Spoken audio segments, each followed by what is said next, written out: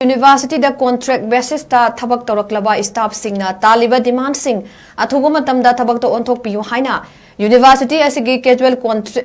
contract engaged staff association na SINDUNA NGASI MANIPUR University campus ta Wakat Meepham Phamduna Khongjang Changsinkhre MANIPUR University casual contract engaged staff association MUCCESA na TALLIBA demand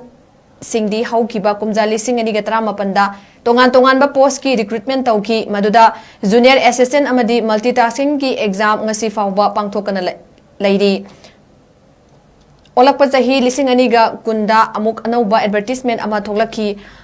madugi su exam pangthokta ngasi fawba lairingai cherakta chatliba chahi lisingani ga kun mangagi me thada amuk anauba recruit advertisement thoklakpa haibasi laibak thibani maramaduna hayengdagi pangthokani haina tawriba recruitment process asi pangthokpa yaroi hanadagi panduna lairiba kumjali singani ga 38 gi junior assistant multitasking 2020 gi advertisement da thokiba post singdugi process hana pangthokpiyu hairiba wafam asima MU authority da mangjong na hairuba matamda yarakidaba haibasi laibak thibani nakalamrom da pangthokadoriba recruitment process asida hanadagi MU da contract ka thabak tawduna laklaba staff kya amasu S bar oibena maram oiraga yawba yadre hairi maram aduna asukwina leraklaba staff singi maraiba karino haina hanglakpaga loinana masigi matangda MUCCESA amadi MU authority ga yasinaba ama puraktriba fawba agitation makha tana changsin kigani hairi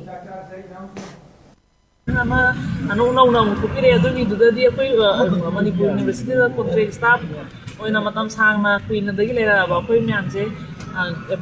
apply ta wai azadre kai gino ha taragadi adu dugi advertisement adu gi upper age limit se sahi je 32 da fix to bire 32 du da koi ayamba adum graduate quotation ji ayamba am sahi to lemuk bar oira bani na ma to apply ta wai adadi do kai yana authority da kitan relate to view akoi je kuina laijarabani na akoi gi humanity ground da kitan kan yeng biraga kitan sangdokpiyo haibodo moina tabidre akoi hanjan adu dugi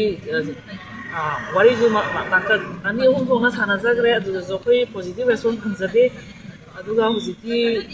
ji hujik hayeng dagi pekha powerni pekha to amu to return test ka tawni na opire adu duri hayeng dagi pangko khani do koi adu dadi ko support tawjade aduna koi gi tongan ba special exam ama pangko pini haibagi thajaba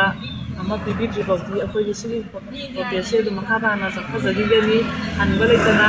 akoi sili protesting asi 2024 September 2025 tagi hauza baje adum ki definite na